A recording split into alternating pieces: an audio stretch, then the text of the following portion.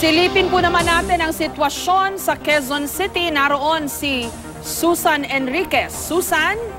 Jessica, dito tayo sa cluster 421, sa room 09 sa Corazon Aquino Elementary School. Nakita natin na print na yung mga election returns in 22 copies. Ngayon, pumipirma na nga dito yung mga miyembro ng BEI. Ang problema ngayon, hindi sila makapag-transmit.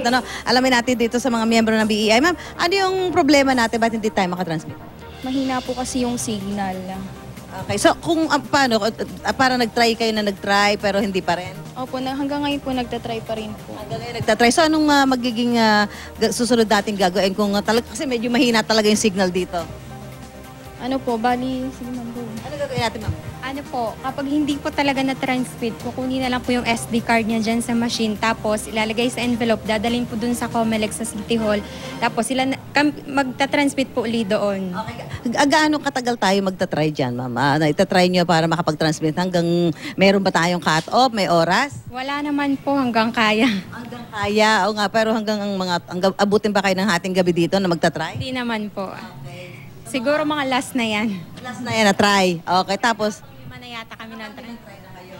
So, 5 try na daw sila dito sa pag-transmit pero hindi pa rin dahil nga doon sa mahina ang signal. So, ito na daw para yung last na dadalhin na nila yung SD card doon sa local Comelec para doon na uli try yung pagta-transmit nitong resulta nga nitong kanilang ginawa dito mga pabutuhan sa kanilang presinto. Samantala, dito ho sa ikalawang palapag ditong Corazon Aquino Elementary School, meron po hong mga mangilang-ilang bumaboto. Ito ho yung mga inabutan na kanina nung pagsasara ng presinto dakong alas 5 ng hapon at yung siyempre yung sakop ho ng 30 meters pinayagan pa. Pero mangilang-ilang malaki na rin ho yung nabawas doon sa mga bilang ng mga kanina yung nakita natin naghihintay para makaboto ngayong araw nito. Para sa special coverage, ako po si Susan Enriquez, nakatutok sa eleksyon 2016.